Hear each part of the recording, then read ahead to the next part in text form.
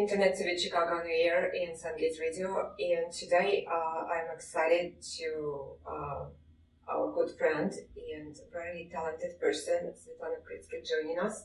Thank you. Hello, Svetlana. My name is Rita Bord, and today we're going to talk with Svetlana about her book, Ultimate Life Affair. But before we start, I'd like to introduce Svetlana is more in extended way because she is a very talented person and founder of New Human Energetics, gifted healer, life purpose intuitive, mystical artist, and relationship counselor.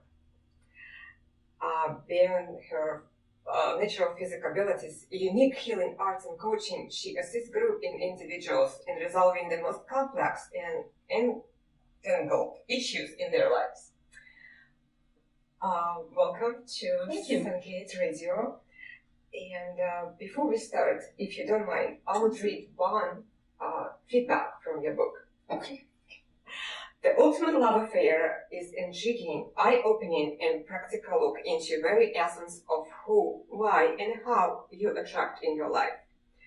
It is full of easy-to-follow tips that will help you dissolve personal limitations so you can find love for yourself and expand these vibrations to improve your relationship with others. This is absolutely amazing review. So my question to you, how did you start how did you find your talents and your gifts? When did it start? So first of all, welcome to my alchemical laboratory. Everywhere I go, I meet people, and this is how I actually learn who I am, what I am, and what talents I have. The truth of the matter is, we're constantly in relationship with ourselves through relationship with others. And every time that relationship happens and you show up for it, you're present, you're being with the person, you learn about something that you didn't know about yourself when you were all alone. In relationships, you discover your most amazing abilities to survive. You know that. You have a husband, I have a husband. Okay, boyfriends or just friends. In relationship, you find the wisdom of what happens when you say things, when you do things, when you look at people, and you become extremely aware. And the reason you become extremely aware that in relationship, people mirror everything that you do. So if you see an angry face, or somebody's laughing, or somebody's having fun, or somebody's falling apart, chances are you are part of that, you're contributing to that. So talent, I don't call it a talent, I call it a fully present, awake being. And so every time I wake a little more of me shows up. And right before this program, where we had a conversation, I just traveled to Sonoma, where I was working with a very amazing teacher. Her name is Maestra Shaila Sofia. She's an artist, but what she's teaching is intentional creativity, how you can be intentionally creative. And it's not necessarily just a painting. And of course I can paint, because you can paint and you can paint. Everybody can paint. But some of us don't know about it yet. Right? But several of us did not meet anybody who said, you can paint. And when somebody gives you such a permission, you start painting. So what happened there, I was painting, and then all of a sudden I started writing poems. I'm not a poet. Or, no, scratch that. I was not a poet before I tried to be a poet. And I actually wrote a few poems, and when I was reading those poems, I was going, who wrote those poems? So we are dispersed. When you were introducing me as expanded version of me, I don't really know where I begin. I begin here in my heart. What I love, who I want to be with, and who I don't want to be with, this is all here. But then it goes, and it doesn't have an ending. Every one of us is a universe. And the way it expands is through experience. That's as simple as that. So every time you claim that experience, you also claim a part of you that has been somewhere. It's not lost. It's there. We're just not paying attention. So what I love to do is to show the way. I'm a way shower. I knew that about myself since I was, 3-year-old. As I was showing it to my parents. To your parents? Oh. Yeah. I was saying, Mom, it's okay. Dad, it's okay. This is what you can do. And they're like, what? And they actually, interestingly enough, they acknowledged me after about 14. Because at 14 I said, I hate you. I'm not going to live with you because you drive me nuts. It's too noisy. It's too much commotion. And they said, okay, what should we do? I said, this is how you should be. This is how I should be if you want me to be here. they behave? Oh yes, exactly. Usually, if you voice your opinion, somebody will listen. But if you always, nothing will happen. Great lesson. That's a practical lesson. Practical lesson. Thank you very much.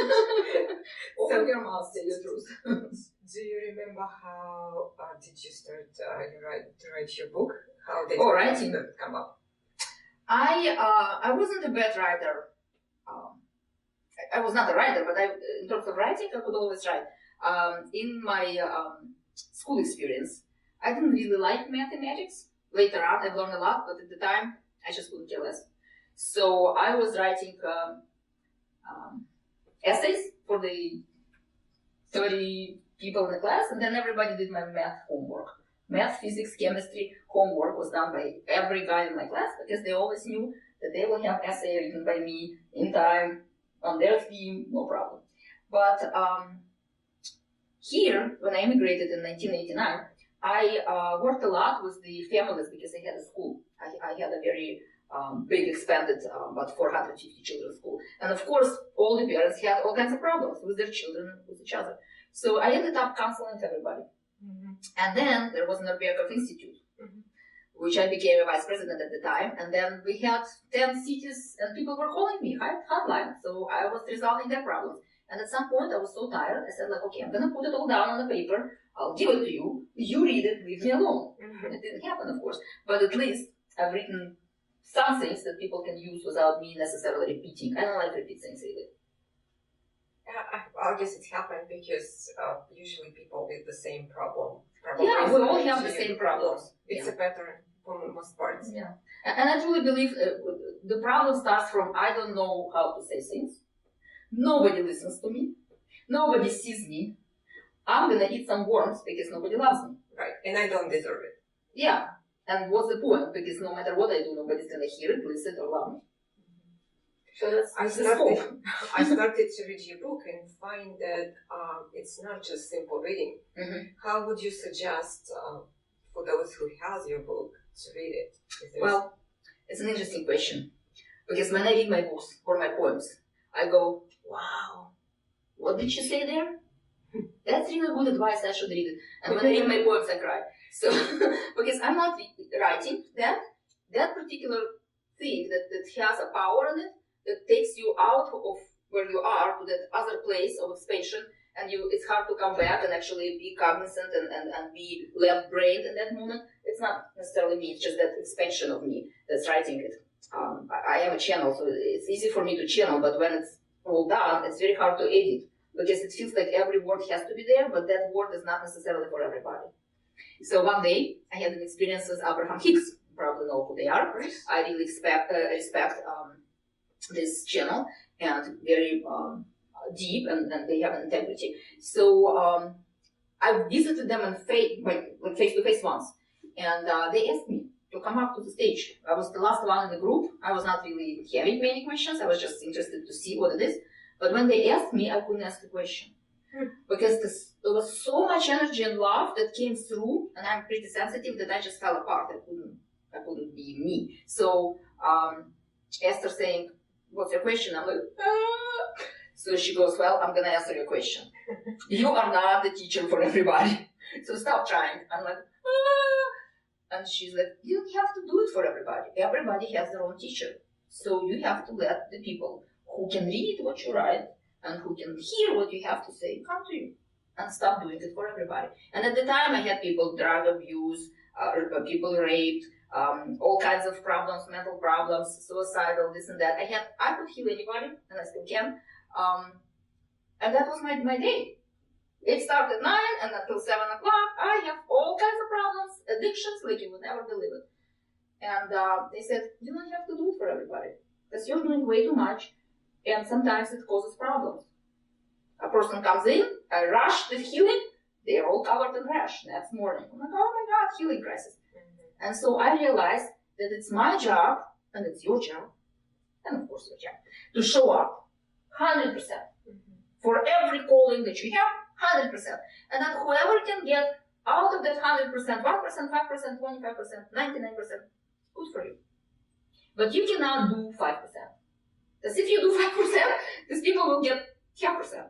So this is how I write my books. This is how I paint my paintings. This is how I do my sessions. I show up 100%. But I do not rush anybody anymore. I do not create rushes on the bodies or inside the bodies. I just allow the time and space that you believe you need to fix your problem and stop being a problem. And move into that other state in which you have the freedom and the choice and you can do what you want to do 100% every time. Great, thank you very much. So basically this is the message for our listeners. It's the message for everybody. Show up, show up. Yeah. Thank you very much. I think it was a great message. I loved it. Show up for yourself 100%. Fully. Thank you. And what happens is when you show up, the universe shows up for you. Because what you want, it wants you too. It's calling your name all the time. But if you're kind of like 50% there, you get 50% of the result, and 50% is good. But we don't do 50% normally. We show up for 15%. I'm not talking from ether. I am, but I have an expertise. And I've studied holographic memory resolution. It's a pretty extensive body of work by Brad Baum. And in that research, he shows, with many scientists, which I don't remember right now, but you can go check, that a normal person who is alive and well goes into a space that is not here and now about 15 times an hour. That's normal, healthy, very successful, financially free person. A person who is in grief, which we know a lot of these people. People who say they're in depression, people who say they have anxiety, panic attacks. These people are not out of the space 15 times an hour. These are the people who go 10, 15 times a minute, in and out, blinking out of existence. So when I say show up, that's what I mean. Leave those places where you're blinking, because these places are no longer present. Come here, because your destiny, who you are, is here. People that you want to relate to are here. They're waiting for you, your husband, your children, your grandparents, mothers, fathers, they're all here. That's another great message, be here and now. It's good for everybody, but it's very good for you. Of course, it's not that easy, but with the practice, we can do it more often. Yeah. And be present. Okay, thank you very much, Svetlana, or you prefer Lana? No, I am Svetlana, and my name means light. And that's another story. I kind of can't leave the next time. That's fine, but if you ask about my name, I cut my name in half because only 50% I would allow myself. So I became Lana, but I no longer am okay with that. Svetlana, yeah. Okay, Svetlana, it is. Svetlana is a light. Thank you very much for joining us, and until next time. Thank you.